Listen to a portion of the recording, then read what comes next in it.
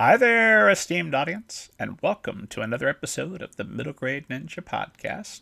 I'm your host, Rob Kent, and I've got good news and I've got some bad news. The good news is I've got two new books available. The first of which is Rob Worm's Bird Adventure.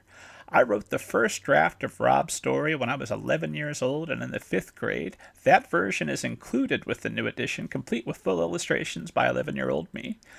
I have been rethinking and rewriting that story ever since through many, many different variations. At one point, it was a template for the Banneker Bones trilogy. It has been through a lot of changes, but I'm most excited about this version that's available to you now.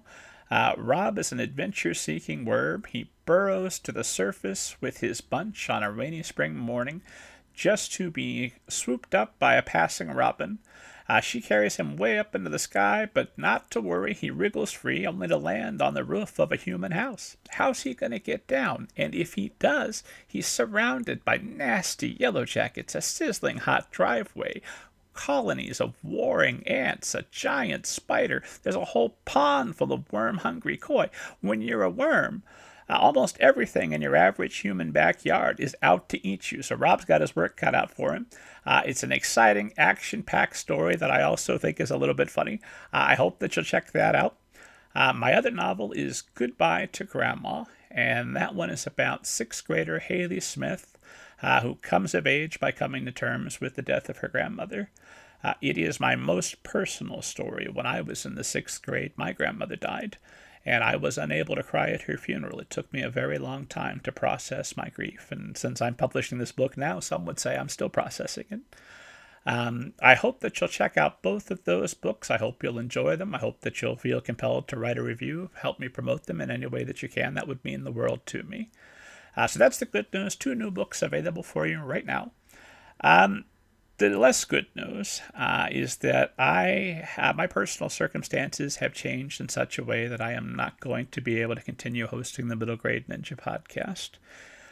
It has been one of the great thrills of my life to have chatted with so many amazing guests. I can't believe the people I've had the opportunity to sit down and talk with. I have learned so much about writing, publishing, life, and I hope you've learned some things as well. I hope the show has been helpful to you, esteemed audience. I couldn't have done it without you, and I so appreciate your support through the years as we've done this. I don't know if or when I'll be able to come back to the show. It's my hope that someday that I will. But in the meantime, I want to offer my most sincere thank you to you and to everyone who has been a part of this show and just the incredible experience it's been. We're going to go up to episode 212, and then after that, there will not be any additional episodes for at least a while. But stay subscribed to the feed. Hopefully at some point I'll be able to come back to you. If not to host a regular podcast, I'll at least have some updates for you about some other things I may be working on. Also keep an eye on middlegradeninja.com. Every week I end the show with God willing I'm alive. I'll see you next week. But today I'll just say God willing I'm alive. I hope to see you soon. Let's welcome our guest, Janine Lee. Thanks so much for being with us today. Thank you for having me, Rob. So I've got all kinds of questions for you, but esteemed audience knows that I never torture my guests by making them sit through me talking about their background when you're right here and you know it better than I do. So if you would give esteemed audience an overview of your background, and we'll go from there. Great. So I am a literary agent. I opened my own agency in February of 2022. And before that, I interned at Sterling Lord Literaristic for about 6 months. And then I went to Sheldon Fogelman Agency, where I spent the bulk of my career, almost 12 years, starting off as an assistant, an agent assistant, and then moving over to foreign rights, and which I continued to handle for most of my time there, as I slowly built up my list. So I represent only children's and YA authors and illustrators. Gotcha. And that's who I assume is mostly tuning in to hear us. And in fact, I assume that before we're done, they're already going to have their query half complete and on its way to you. So originally you're at Bucknell University, you get an honors in English and creative writing, you graduate summa cum laude, right? Which was impressive, right? I don't know if I'm not even qualified to say that, right? Am I saying it right? Yeah. Okay, good. You major in creative writing. So, and you're interning with a magazine, West Branch. So what's the original plan when you get started? Yeah, I mean, I think I always had an interest in publishing, but I wanted to study creative writing to see if I wanted to, write or what. I studied a lot of poetry, which still influences kind of my creative eye, I guess. Um, and I found that what I liked most about the workshop classes was critiquing other people's work. um, Sometimes when you're so busy in school, it's hard to sit down and force yourself to write something on the spot. And I do like writing when I have the time and inspiration, but I've always found it challenging to kind of to force myself into that, which I really applaud authors and illustrators for doing. Um,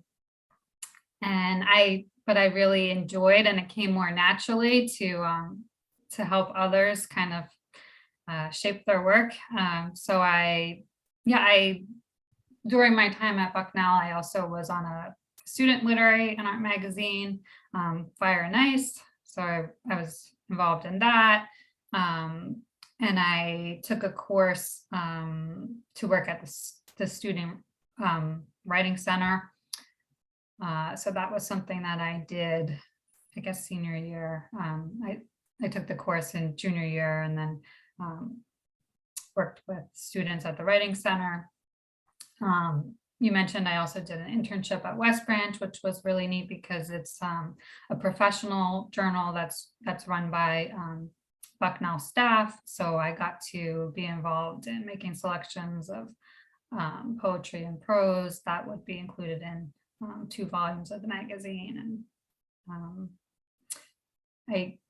I decided to go to NYU's Summer Publishing Institute to try and make some of those New York connections and test out living in the big city, because I grew up in PA and, it was a little bit of a different world. It was also another challenging time period in American history, because I graduated like during the financial crisis of 2009. So jobs were slim pickings. A lot of publishers were on hiring freezes. Even when I did the NYU Summer Publishing Institute, they would tell us that people used to always have offers when they were graduating the program, and it wasn't happening to most of the people there. I actually went back to live with my parents for a little while I was applying for jobs after that. And it wasn't until October that I got an internship. So that's how I got my start, I guess. It occurs to me, I'm forever editing myself in my head, as I think most writers do, because it's frustrating to have real conversations, and rather than a first draft where you can rewrite it 20 times. When I say the original plan, not to imply that the plan of eventually going on to open up your own literary agency isn't the best possible plan. Just I assume that at some point, because you're studying creative writing, you maybe wanted to be a writer, and maybe you were looking at the different aspects of publishing. And in 2009, I was fresh out of college and working as a stockbroker. I'd been doing that for about 6 months before the market blew up. I was like, I guess I got a front row seat for this. Oh, how wonderful and exciting for me. So there you are. You're back, and your parents are in Pennsylvania. So you've been living in the big city, working publishing, but then you've got to go back to Pennsylvania to apply for jobs. Is there ever a moment where you think, well, maybe publishing, maybe this door is closed after all, and I should look into being an accountant, or whatever people who don't go into publishing do? Yeah, it's like kind of funny because I did, I didn't want to feel like a bum, so I did start applying to other jobs. I mean, I had worked throughout college, actually worked as a housekeeper at the local hospital. And so I wanted to, I wanted to feel like I was contributing to society and to my family and not being a drain. So I started applying to other kinds of jobs. And I think right around the time that I got the internship, I finally got an interview for another, I don't know, job at a real estate company or something, but I ended up canceling that because I took the internship because it's, that was what my heart was set on. And it was at a literary agency, which was something that I don't think I had ever even heard of until I went to NYU's program. But I found that it was a really good fit for me. And we can go into that if you want. What you mean. So yeah, I mean, I think when we would hear at the publishing program, like, oh, be open to other aspects of publishing because everyone wants to go into editorial and that's the hardest to get into. But then I would have they would have you meet with people from HR or something like that to talk about your resume. And they'd be like, oh, well, this is all editorial, so you should be an editorial. But I found out about literary agencies, and I found out it was really good fit because I did have some interest in the business side, although not as much experience in that. But you could also be still involved in the editorial side.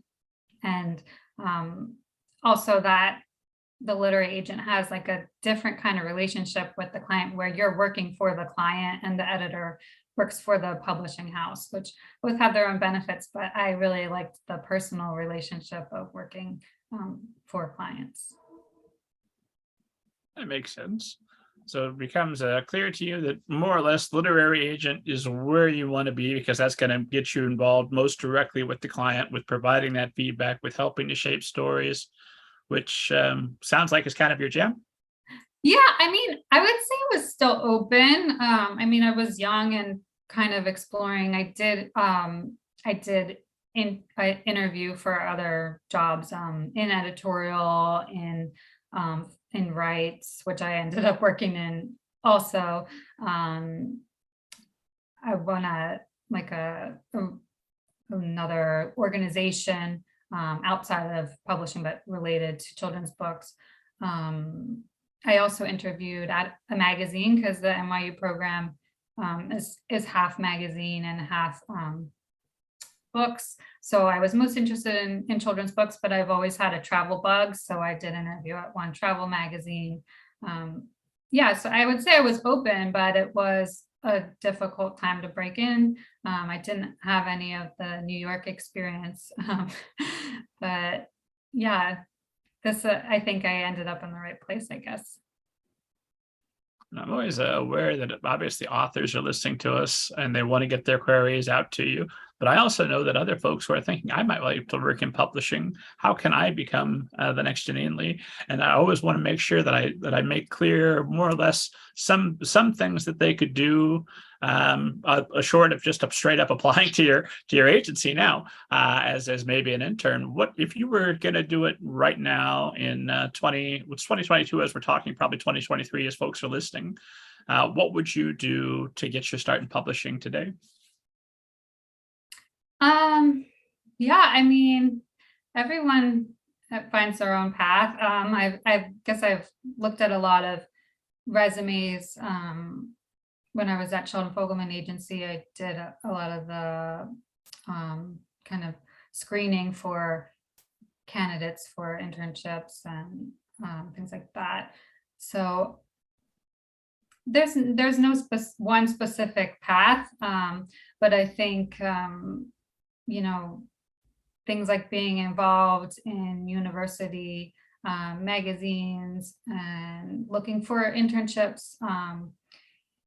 If you can reach out to New York companies, there's a lot more remote opportunities now, even if you're not in New York City, which I think is a nice thing that was harder when I was starting off. It was harder to get that experience if you weren't in the city.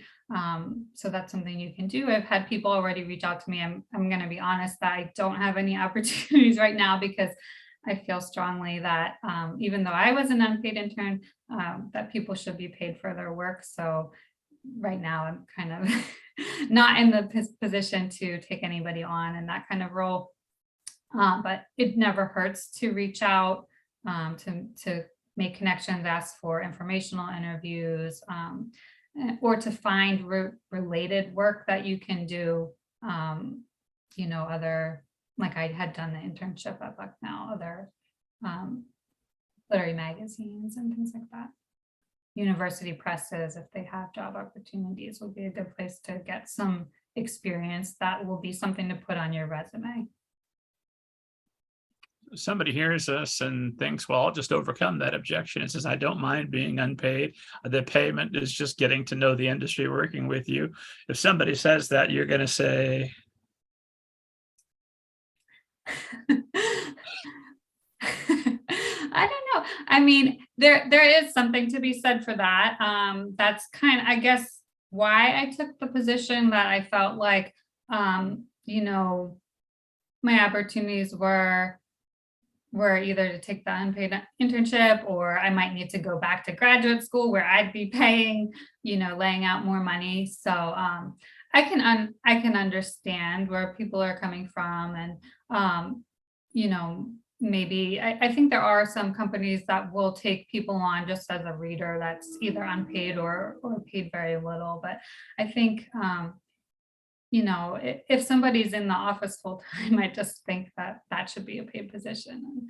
And, it's kind of not something that we talked about 10 years ago, but people are, kind of talking about the way that people are paid in publishing these days, which is a good conversation.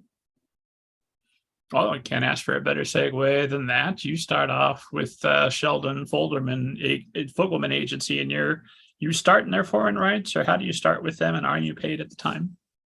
Yeah, so I got a paid full-time job there.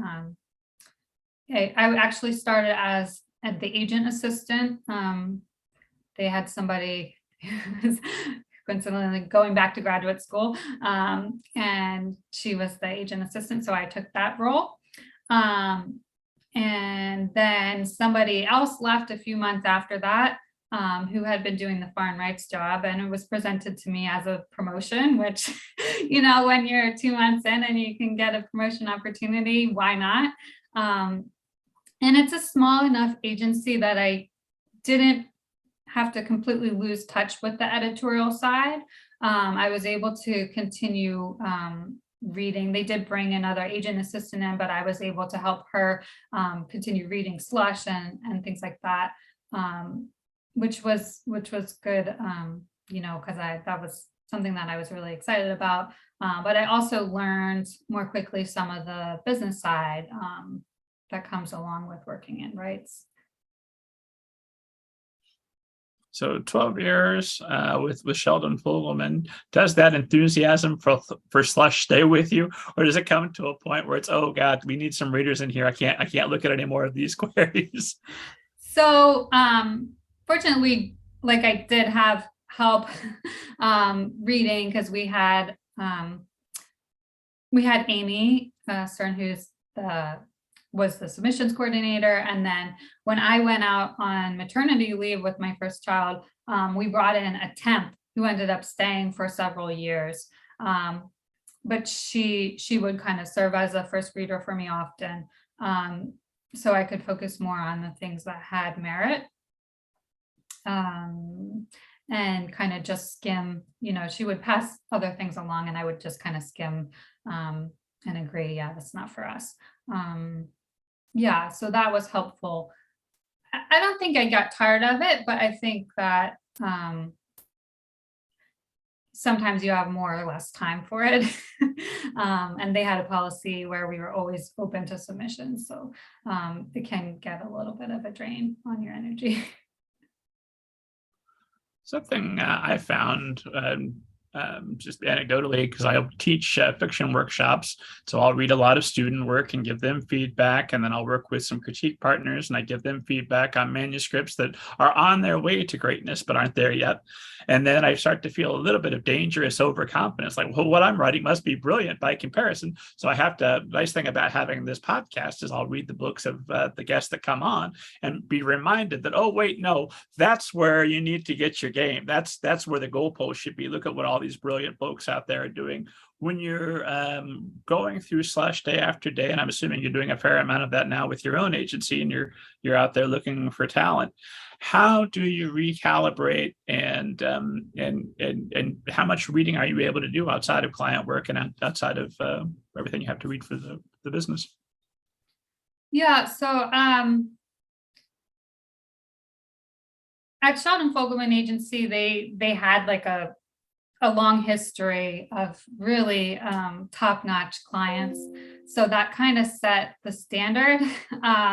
And we had editorial meetings where I would have anybody I wanted to take on, I had to share it with the group for everybody to take a look at. And we would have a conversation about it, about the piece and the client's potential and if it was a fit for the list. So that really pushed me to be selective.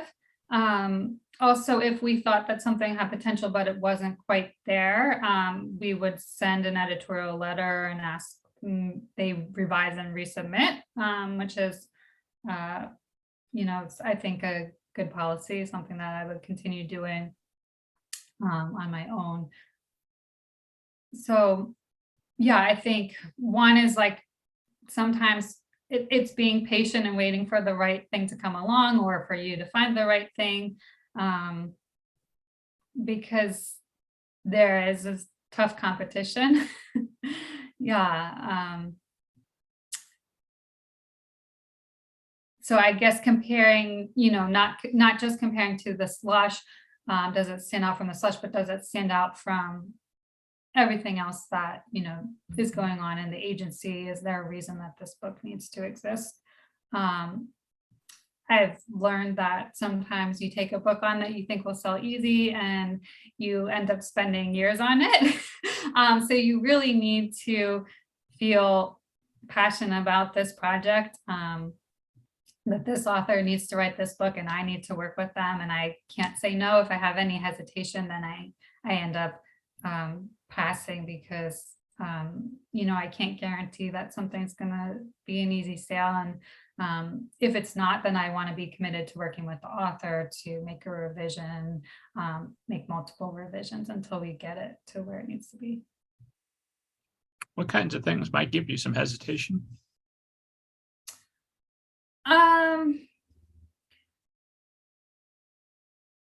Sometimes I think people just need more practice. I've been doing a lot of participating in a lot of pitch contests, so that's interesting that you're seeing things that have a really great hook, and they don't always deliver. So sometimes, people just need more practice. If you're getting that interest in your ideas, join writers groups, join SCBWI, and, just keep honing your writing, because I'm very particular about having the writing be polished and deliver on the promise of the hook. What other kinds of problems? On the other hand, you can have beautiful writing, but if nothing's happening, then it's a really hard sale. So on the other hand, you might need to work on your plotting.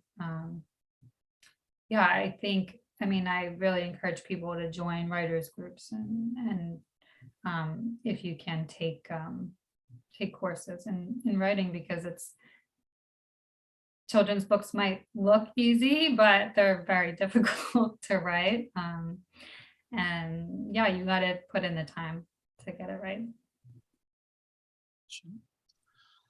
We're going to talk a lot more about the types of projects that you're interested in and the way you work with authors. But let's talk a bit about your new venture. So, 12 years you're with Sheldon Fogelman, and now here in 2022, it's time to become the Janine Lee Agency. So, what prompts that change, and what are you going to be able to do now as the head of your own agency that you weren't able to do in your previous position? Yeah, I mean, every agency operates a little bit differently, I guess, how people as they're coming up can make a living because it takes a while to generate money as an agent. So, I was balancing the other agency roles, doing a lot of tax related work, doing foreign rights work, um, and just helping other general assistance stuff for my boss's clients, reading his contracts, stuff like that. So I guess I felt two things. One, that I had learned all kind of, it was such a small agency, and I was involved in all the different aspects of running it, so that I felt that I could operate my own agency, which is, not something that everyone can, because if you work at a larger agency, you might not learn all of those individual roles that it takes to run an agency.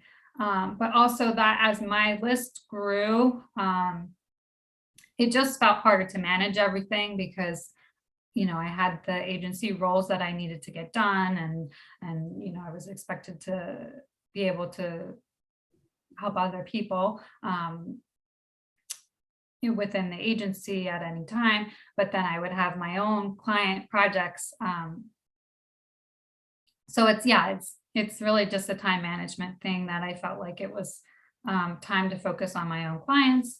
I had a discussion with my husband about if we could do this, and then I had a discussion with my boss about doing this, and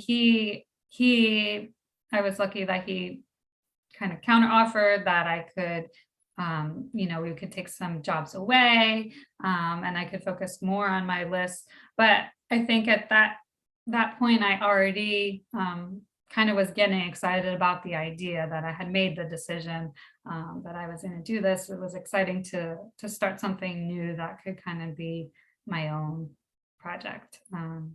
Yeah. So what and obviously I'm talking to you early in the game. You're yet to reach your final form of what the Janine Lee agency is going to be, but what do you envision? How is your agency going to be different than other agencies? What kind of environment are you hoping to foster for your authors and for eventually I assume other agents who might come on and work with you?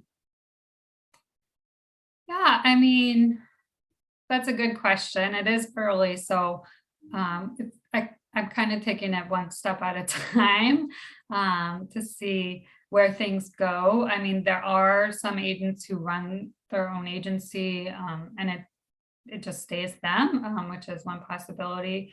I do definitely have interest kind of in mentorship roles.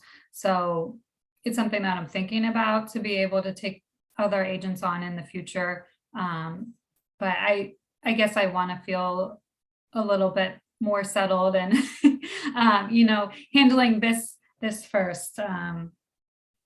Just kind of building up my own list a little bit to take that time to focus on my clients. And I mean, I think there, a lot of it's the one-on-one attention that they know that I'm handling everything and they're not, I'm not bouncing off their contract to another department. So I'm using the same level of care that I'm using on edits, that I'm using on contracts and negotiations, and taking the time to foster those industry relationships, things like that. And it's always important to note there's a world of difference between you with your wealth of knowledge and experience in publishing now, having your own agency as opposed to someone who's never been an agent, never worked in the industry, who just puts their shingle up online and says, hey, look, I'm a literary agent. That's not somebody who I'm interested in having on this show. And that's not somebody that authors should be querying. Whereas you, it's very clear. It's a very clear line from where you've been versus not necessarily where you're going, but is the goal to become a larger agency, or is the goal to live your best possible life and work with your clients that more full time than you were able to while balancing other roles, or is it some happy combination of those? Yeah, I mean, I think you kind of hit the nail on the head that that it's about having balance in life. I mean, publishing, most of us get into publishing because books are our passion or a passion of ours. But you have to remember not to let it become your whole life. So I think, and I was encouraged at Sheldon Fogelman Agency to to work my day and then go home. So although I would often read on the subway, and I, still reading as I'm putting my kids to bed or I haven't broken that habit, but I do think that I found a good balance. Like, I got married and had kids, and I've always, been active, hiking and camping and traveling. Those are things that also give me fulfillment as a person, and spending time with my kids. So that was part of the motivation to go out on my own, so that I could feel like I was doing my clients justice, but also myself, so that I could take a couple, when I need to, that I can take a couple hours when the kids get home to give them attention, and not feel that, I need to be at my desk because my boss is going to call, and, have that balance in, I guess, the life balance. Yeah.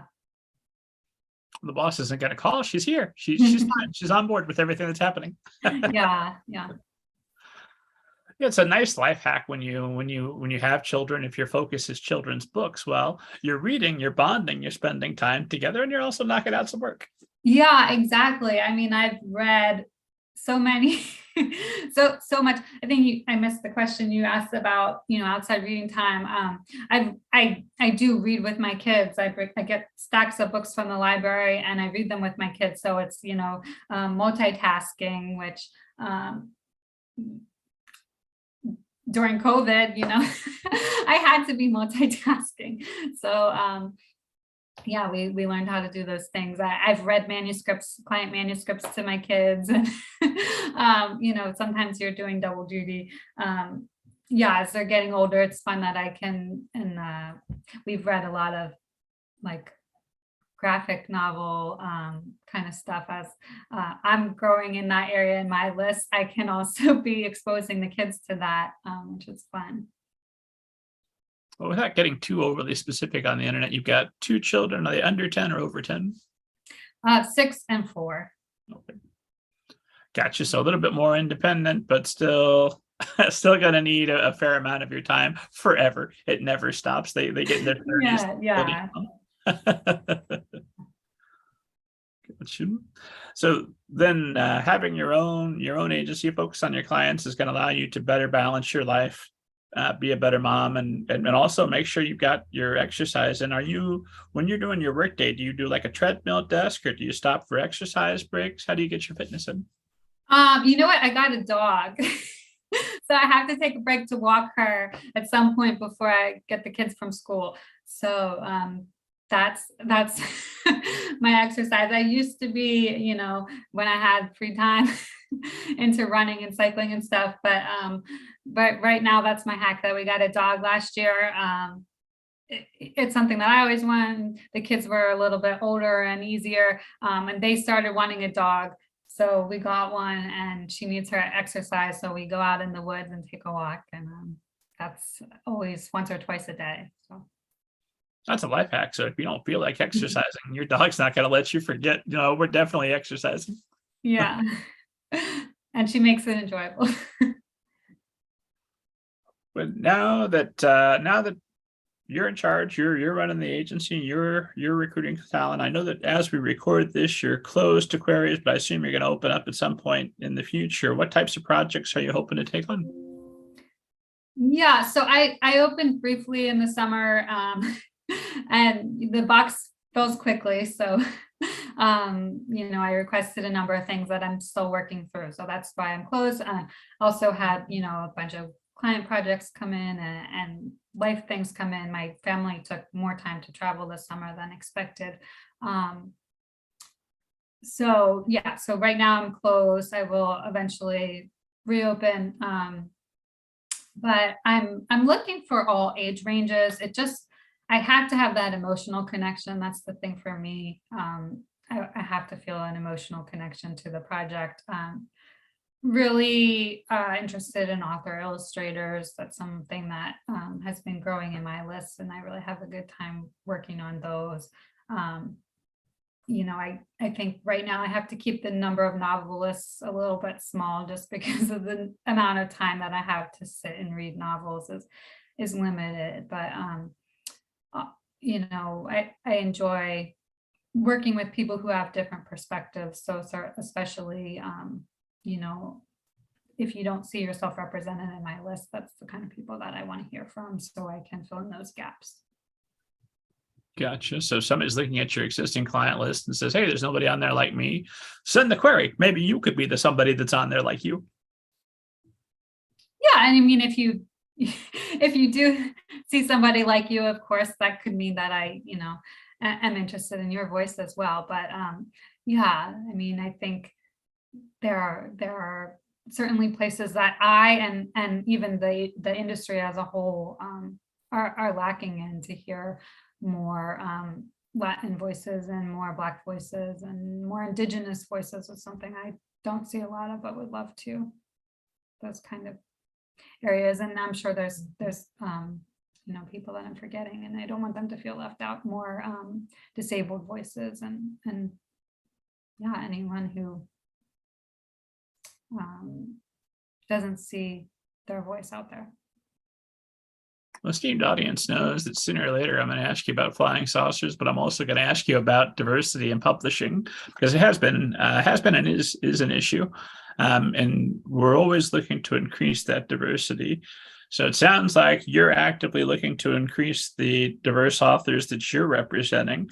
What are you seeing the industry do as a whole, and what does it need to do to get us to a place where we have representation? We can start whatever the next issue is. We can maybe start turning toward that eventually. Yeah, I mean, I think things like we need diverse books have been very good for the industry. There are publishers that are opening up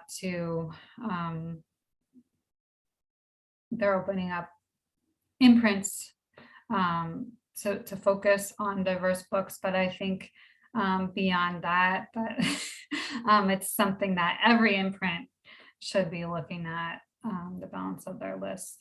I think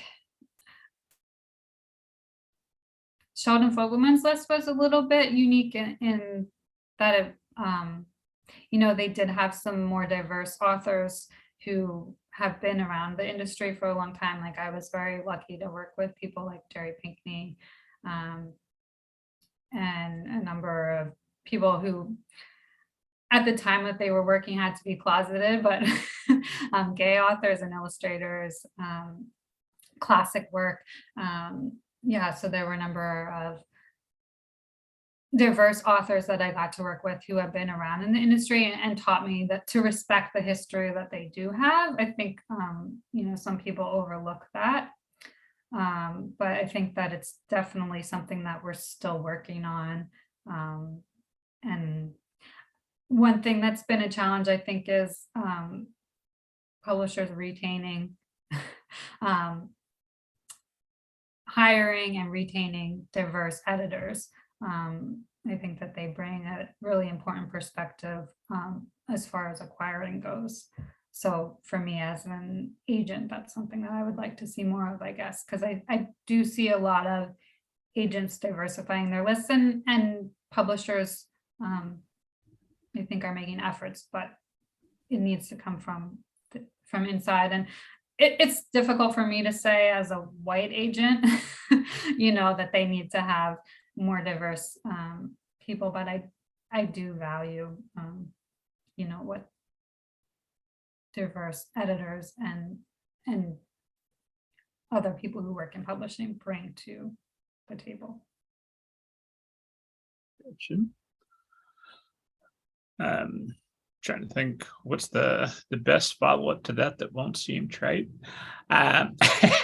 because it is an issue that we need to continue to work through. But with hiring practices, because we have seen some high-profile exits of editors and editors of color, and not necessarily because the answer was everybody around me was racist so much. Although what they say privately versus what they said publicly, that's a whole different thing.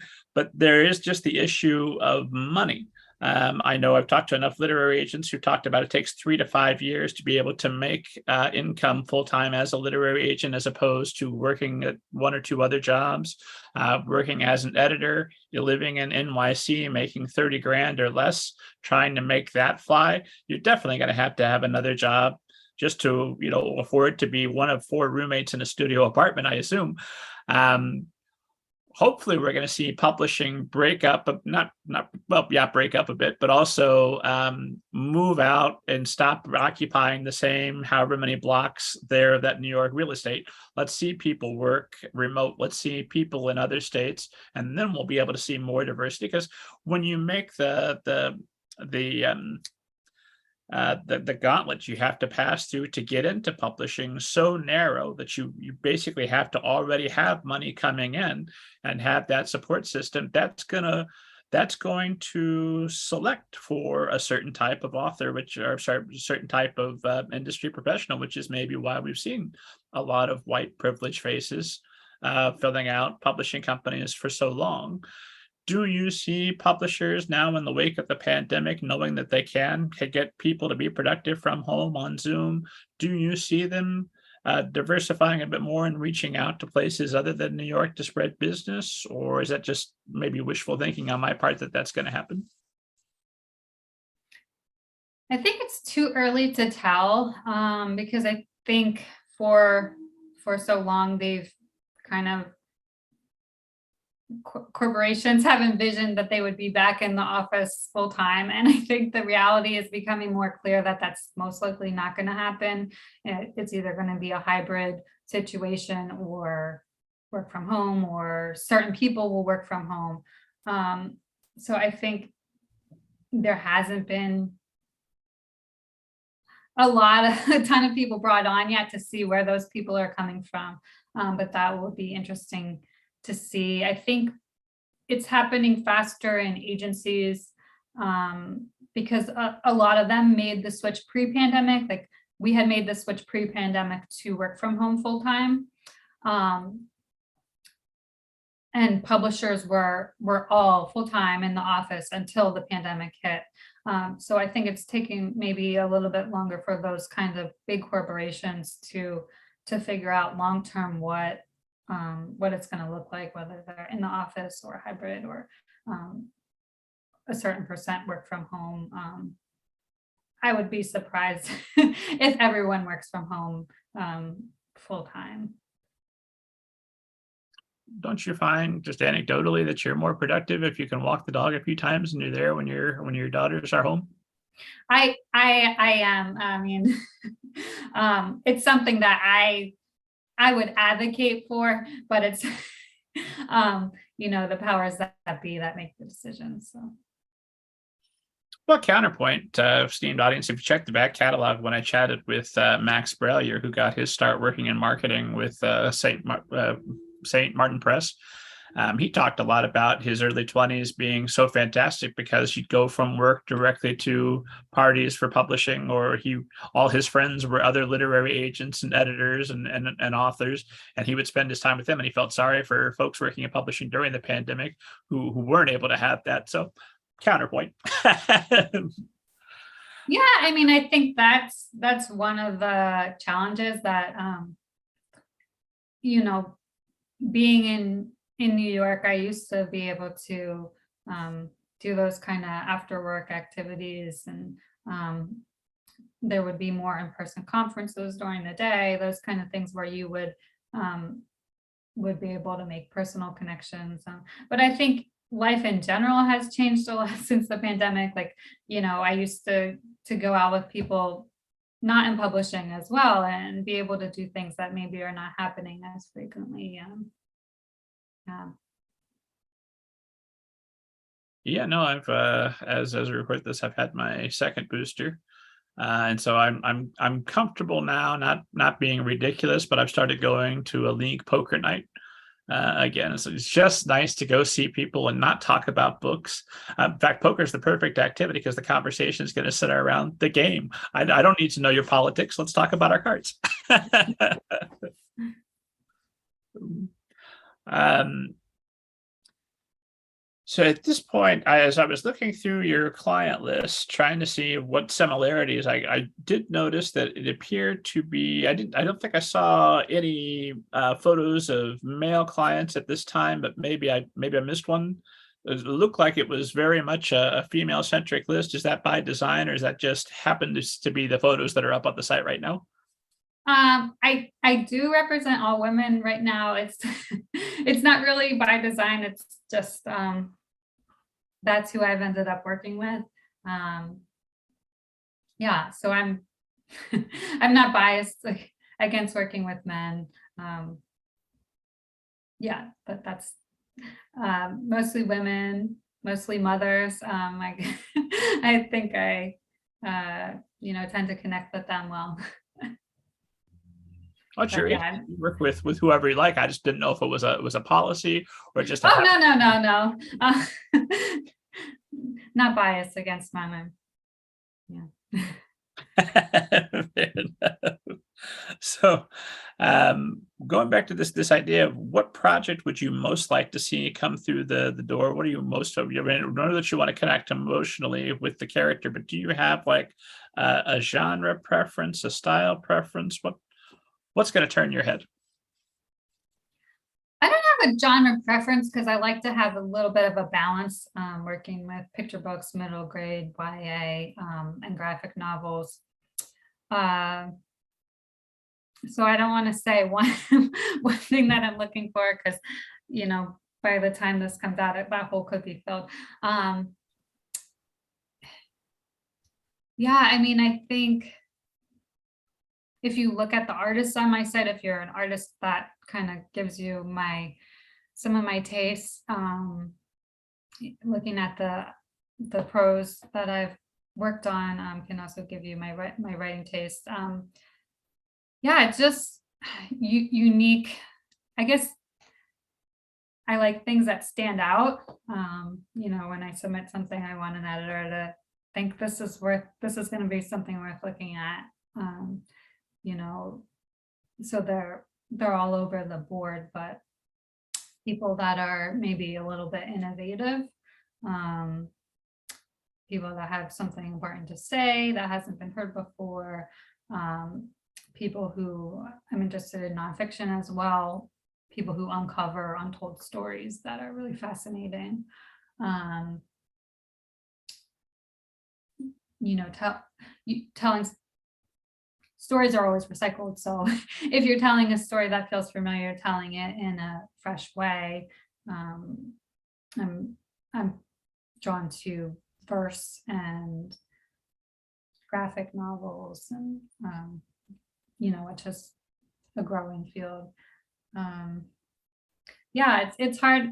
It's always hard to narrow down, but it has to be something that I want to read over and over again, and I want to fight for. Well, maybe this will help because as far as giving you an idea for your taste, when we had talked back in October of 2017, when your 7-question interview is available now at middlegradeninja.com, a Steve audience, go check it out, and I'll link to it in the show notes. You had said then that your top 3 favorite books were The Giver, Charlotte's Web, and Charlie and the Chocolate Factory. Is that still reflective, or are there other books that you'd like to add to that list at this point? I mean, I would say those were some of the books that were like as a child that were really meaningful to me. And I think that is kind of still reflective of my taste that um, that I was drawn to those books because I felt an emotional connection with the characters. It made me think and feel. I The Giver in particular made me, think about the world in different ways. And unfortunately, we've lived through a lot more of those sorts of dystopian realities than I ever expected to. But I think I like kids that challenge, or books that challenge kids to think about the world in new ways outside the little box that they might live in. Yeah, I think certainly since then, the middle grade field has diversified, and I like to see that reflected as well. But it still has to have that heart for me. I think right now I and a lot of other people are looking for joy.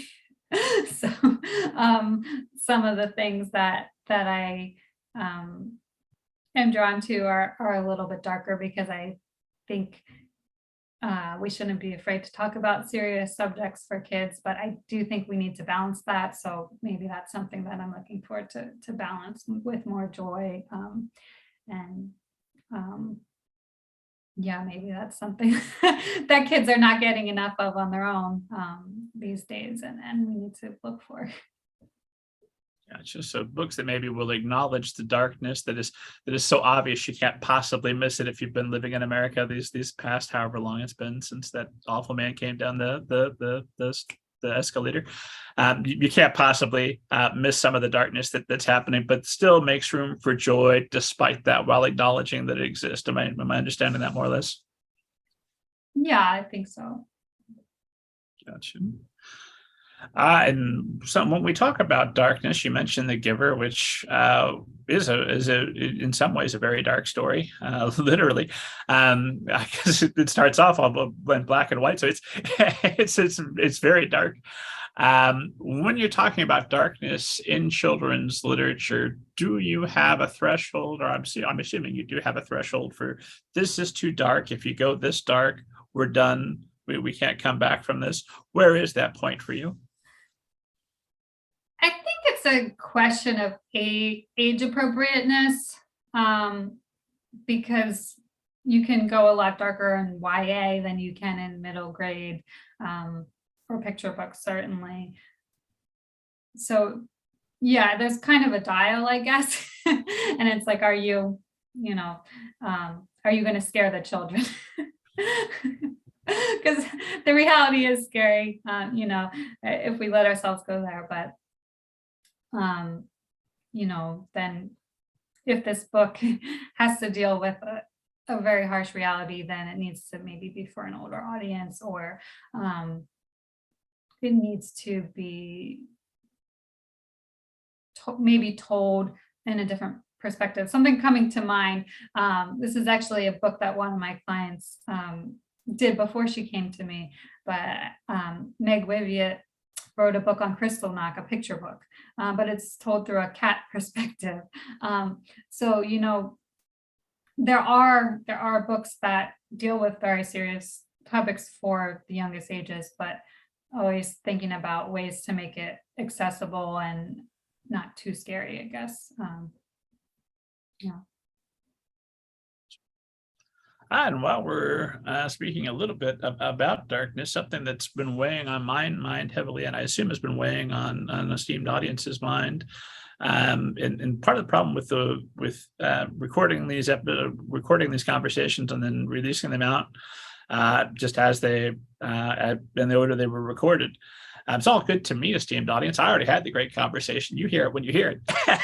But as I've talked with some other literary agents and never asked them about Barnes and Noble, because Barnes and Noble happened after the conversation. But as you and I are chatting, Barnes and Noble not long ago has made the decision to only carry about 2% of the top hardbacks for middle grade and YA. So basically, they're going to keep their Harry Potters.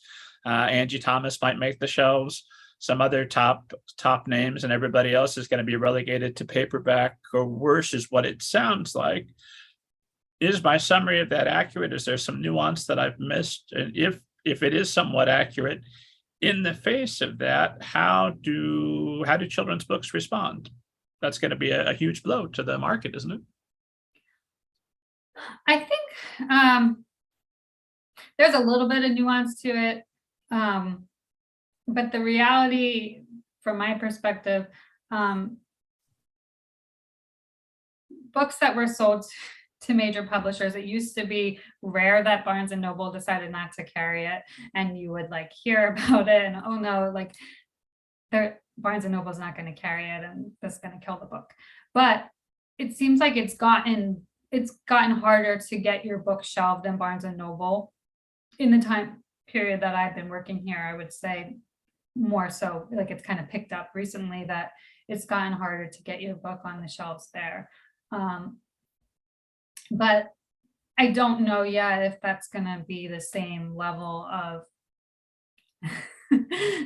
weight that it used to carry, or if Barnes and Nobles are always carrying it online. I don't know what % of their sales are online now versus people that are going into the stores. I think one of the challenges, how to reach the market, because in children's books in particular,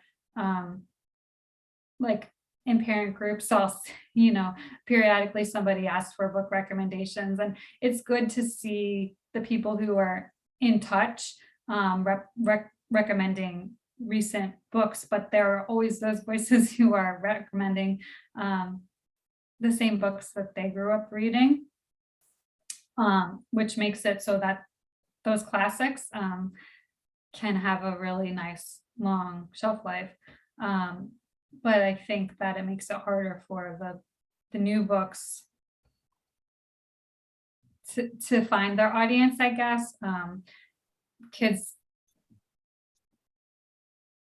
they can go to the library, but it's harder for them to find, teachers and parents and librarians are often recommending things, or, a friend might recommend a book, but they're not reading the journals that the librarians are reading that are reviewing new books, so we have to think about, how do we reach parents and how do we reach kids? And I haven't figured that out yet, but it's a challenge for sure, so that they know to go and seek those books that might not be on the shelves. As maybe Barnes and Noble becomes more like Target, where it's just one shelf, and these are the new books that we're recommending, which is great for those new books.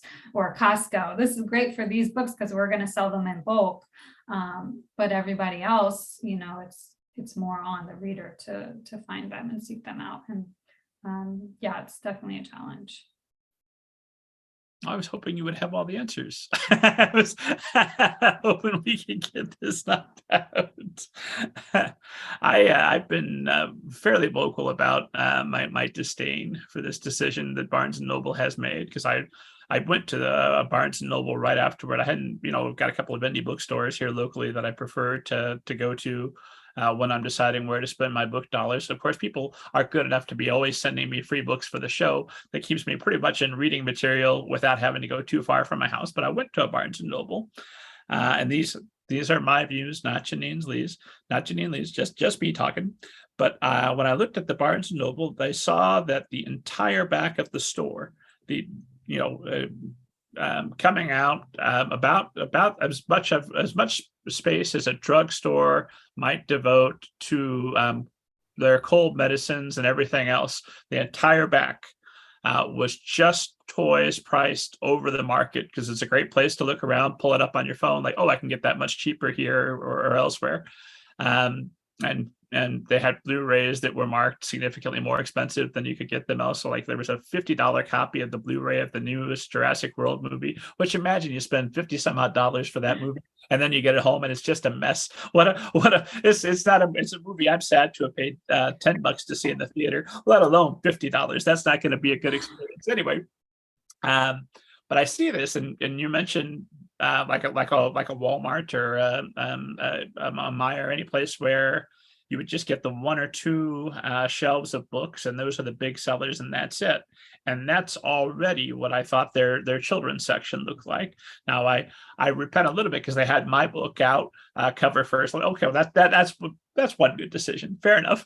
But they had an entire wing for Harry Potter and Harry Potter merchandise, and then a relatively small amount for those middle grade books. And I know that that's going to get smaller. So almost regardless of Barnes and Noble's continued health, which hopefully they've got a new CEO. I think this is the fourth or fifth in 8 years that they've got. Hopefully this is the one that turns things around for them. I want Barnes and Noble to be healthy. I want them to continue to compete with Amazon and to continue to bolster reading. That would be ideal for me.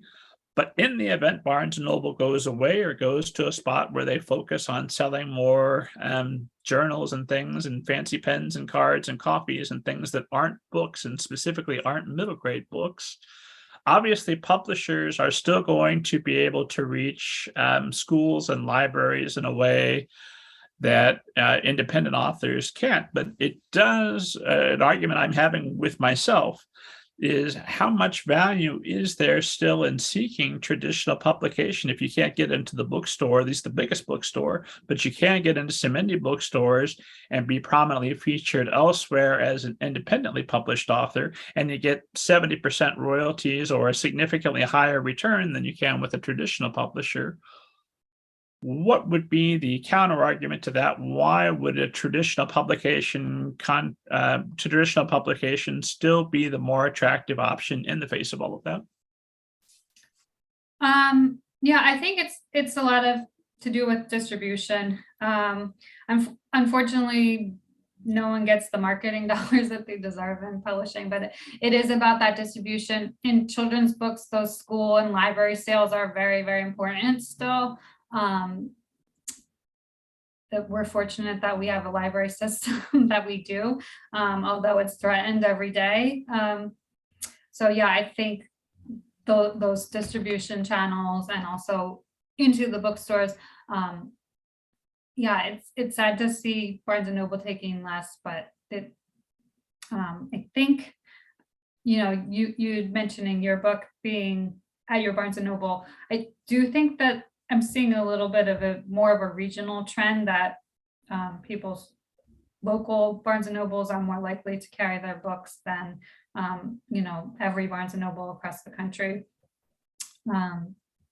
Indie bookstores are still important, but the major publishers, they're still going to get the top picks there because they do have they're putting their stamp on the book.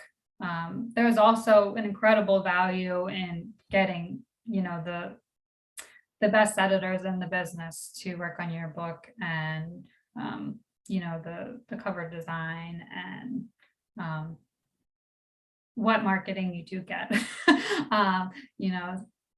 If you're lucky, you might be sent to conferences where you're reaching those librarians and booksellers, where the publisher can foot the bill for that. But of course, one thing that you can't get independently is representation by Janine Lee. My God, what we haven't talked about, and what I would definitely want to make sure we touch on, is assuming that when you reopen to queries, somebody does turn your head.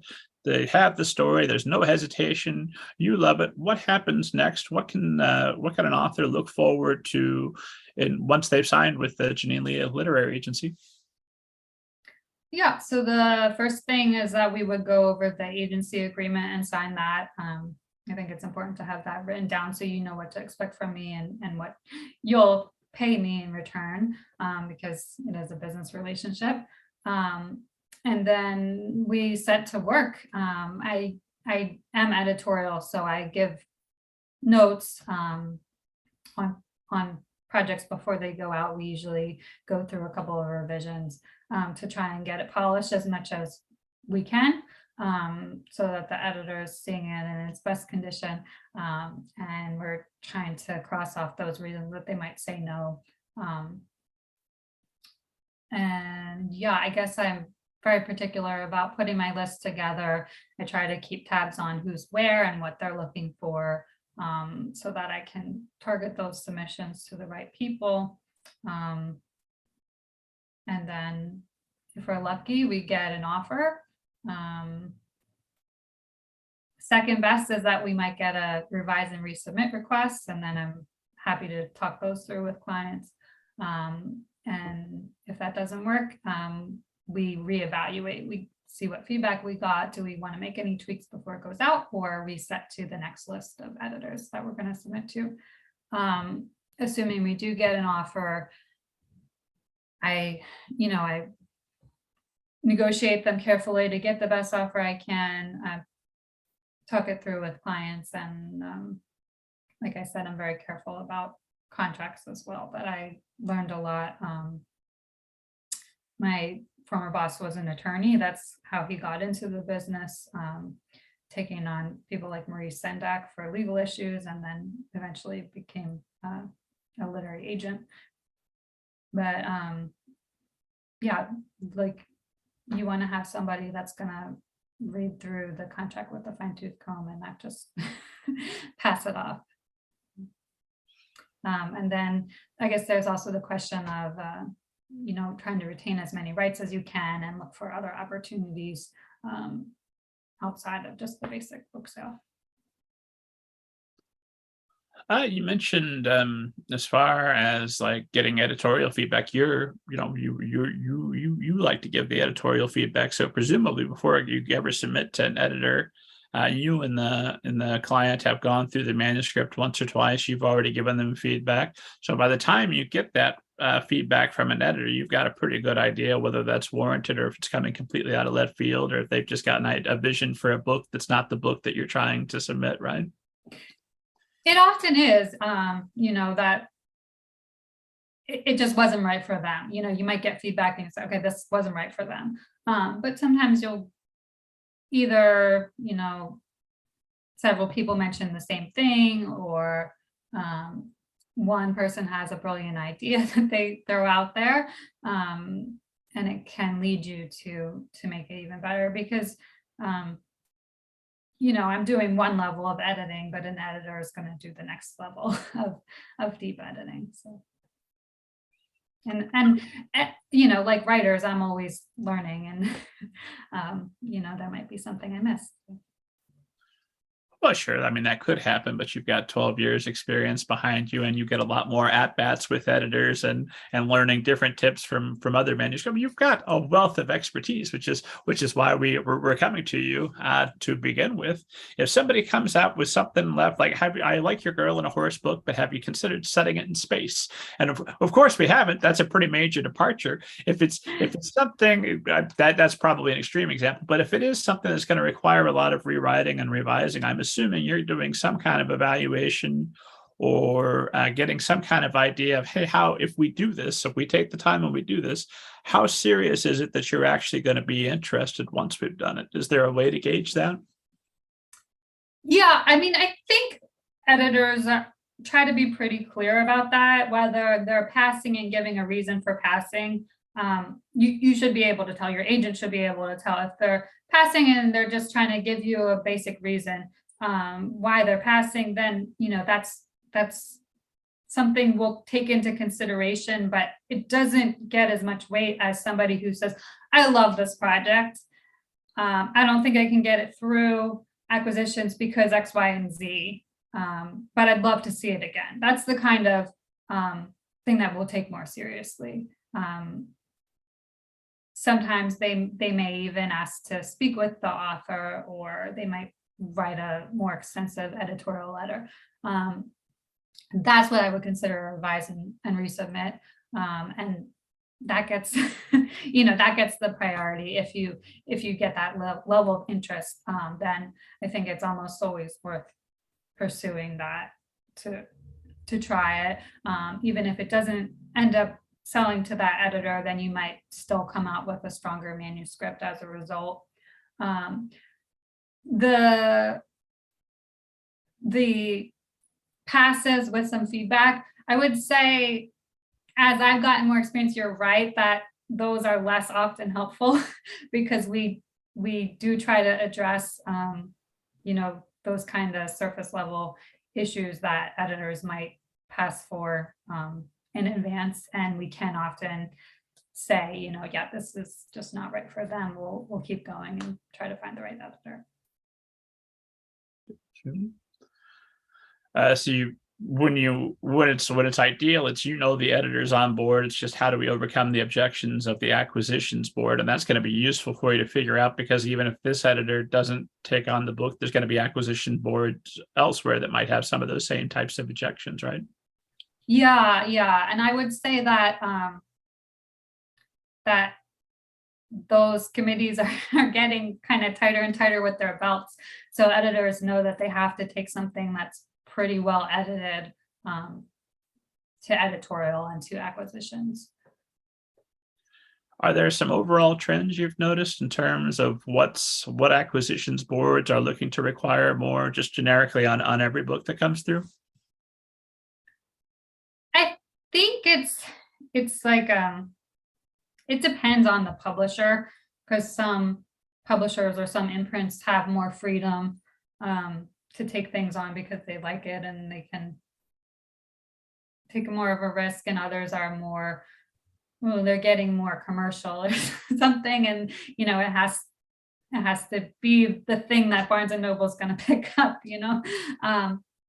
So yeah, I think it's a little bit of like knowing the editors and knowing the publishers and the imprints, and where a book fits, I guess, what the niche is.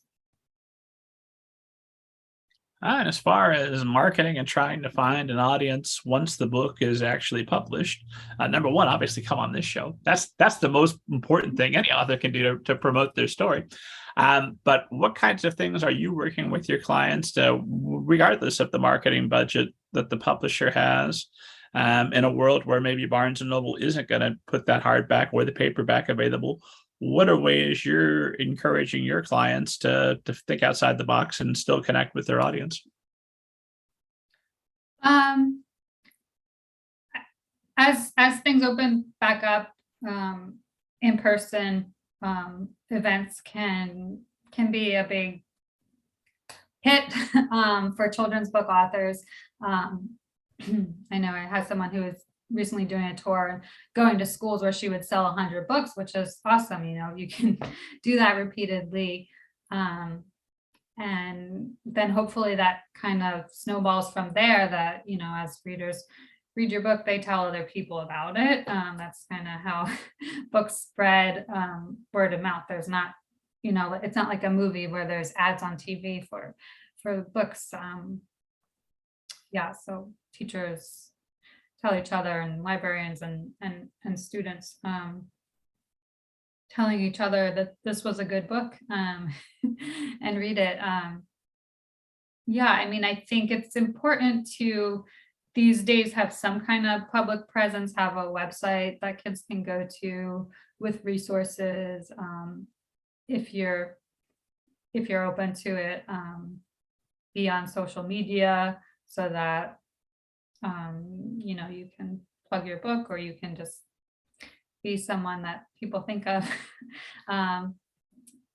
Yeah, I don't know, there's no secret sauce that I've found yet, and maybe I wouldn't give my secrets away because no, I don't know.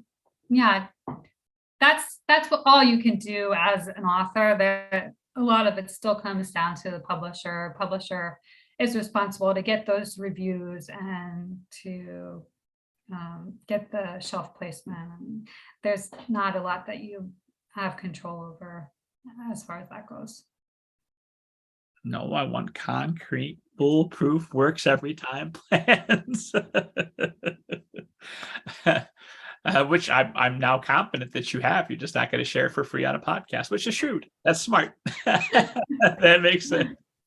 When you're talking with your client, will you recommend that they reach out to a publicist? Do you talk at all about this the strategy for how they're going to promote the book once it's launched? It's that's not something that I really push because I'm not sure. I haven't seen yet the value of it, but it's not something that I've a lot of experience with. So I don't want to throw them under the bus either. It may help, depending on your situation, it may help, particularly um, if your publisher isn't giving your book a lot of attention. And when you're evaluating a new author as a potential client, assuming that they've already passed all the hurdles of you love their book, you've got some ideas for some feedback maybe, but you don't have the hesitation. You know this is a story that you want to devote yourself to. Now it comes time to evaluate the author. Are you going through evaluating their social media presence, seeing who they are online? What kinds of things are you looking for that might shift your decision one way or the other?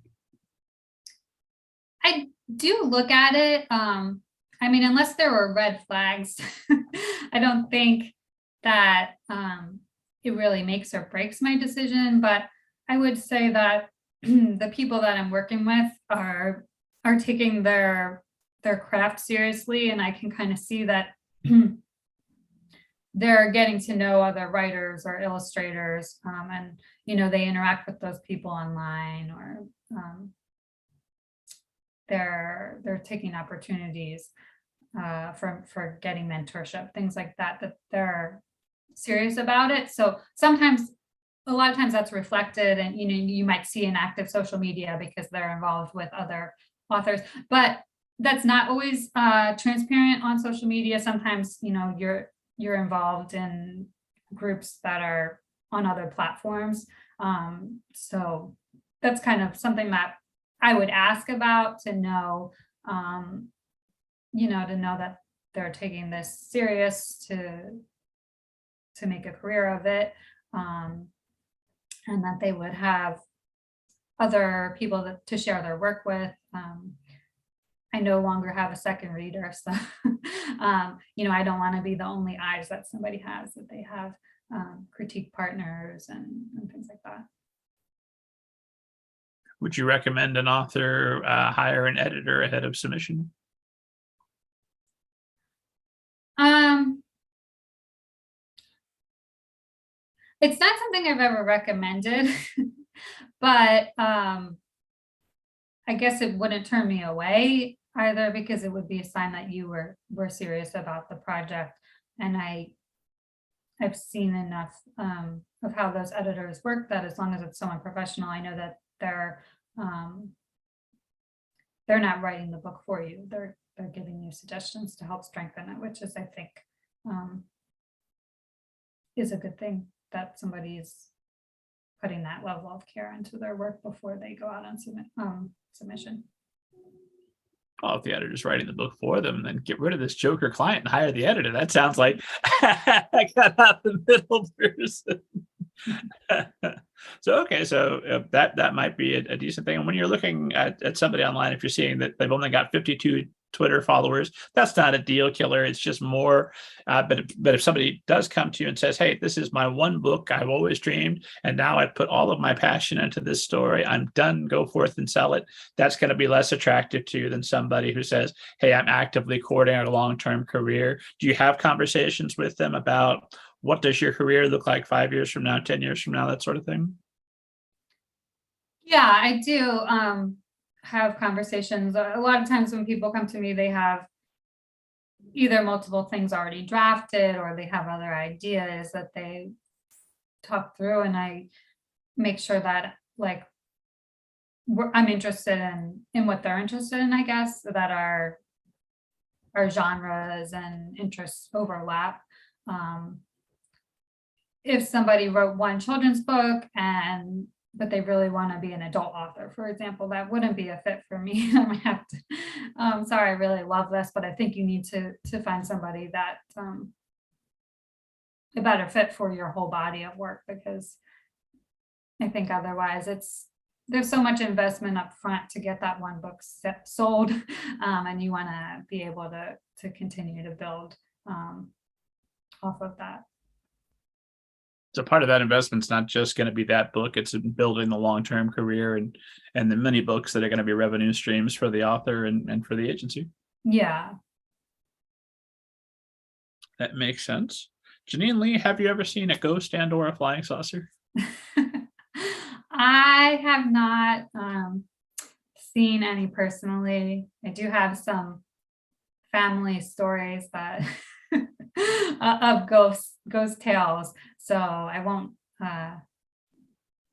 say I've seen any, but they could be out there. You've heard enough compelling evidence from people you love and trust. Yeah. I was a lot more skeptical before I started asking that question of authors and editors and agents, the people I respect most in the world. And I keep hearing these compelling stories. And I'm aware that a lot of times they're coming from fiction authors, professional liars who are good at crafting compelling stories. I know. But you know what? It's turned my head. They're obviously they're very, very much could be something. I don't know. Yeah. I think I don't know, we had some family stories, like deceased loved ones doing things after they passed. So I won't get more specific, but I guess there's a place in my heart for those ghosts completing their unfinished business. That's the kind of story that even if it's not true, it makes the world more pleasant to think that it could be, right? Yeah, I guess so. I'm watching our time. It's flown by. I never know where it all goes. It just goes. This has been a privilege and a pleasure. I so appreciate you making time today for esteemed audience and for me. My final question for you is always some variation. If there was one or two or however many bits of advice you would like to impart to all of the authors who are watching us or listening to us right now, the things that might make a difference and might make it more likely that they're going to find publishing success, what would you tell them to do? I touched on this a little bit, but I think one of the big things for me is like find community. Don't write in a vacuum. It's good to find people that can give you feedback on your projects, but I think it's also good that we learn from seeing what other people are working on and to give feedback and kind of create a community. And one of the marketing secrets I think is that community, because then other authors will talk up your book, or they'll be available. Your critique partner becomes a best-selling author and then they'll blurb your book. So when you're starting out, start building that community of other authors and illustrators. And I think that it can go a long way for you. I think that's the perfect note to end on. Where can esteemed audience find out more? But they've just heard about how incredibly competent that you are as an agent. I know that they want to get in touch with you and follow you for advice, if not to submit a query. So where can they follow you online and on social media and all that good stuff? Yeah, if you go to my website, JanineLe.com, that'll link to everything else. I think I do have a Twitter page under my name. I try to tweet out things that might be helpful, sharing, an interesting tidbit, or often sharing when there are pitch contests coming up, which I often check those out, even if I'm closed to queries, just to see if there's something that sparks my interest, and I might request that somebody submit work. So even though I'm closed right now, I do still have things I requested when I was open, and things that I've requested since, because I can't resist looking at those things. So yeah, I think that my Twitter page can be helpful in that way. And then on Instagram, you can, I made an agency page on Instagram where you can see agency news. I try to keep that up to date. Of course, it's always a little bit behind because there are contracts that we can't announce yet, but I should have some more announcements soon. And then I also have a personal Instagram where, I don't know if you want to see where I traveled. You can, just to see me as a person. And I also have a Pinterest where I've been pinning for a long time books that I enjoyed to get a taste of what I like to read. Esteemed audience members who peace out after the last question before we do this little bit of a wrap up, you miss out on the exclusives. Did you hear what I heard? Closed to queries, but still reading those pitch contests. Get involved in those pitch contests. It sounds like that's a good way to bump in the greats like Janine Lee. Yeah, it is. I mean, I have taken on people through Kidlit Art Postcard and through PB Pitch most recently. So definitely hit up those contests. And as always, esteemed audience, for the entire back catalog of this fantastic show, all those wonderful episodes just waiting for you, plus written interviews with thousands of agents, authors, editors, including a 7-question interview with today's guest, Janine Lee, head to middlegradeninja.com. And God willing, I'm alive. I'll see you next week.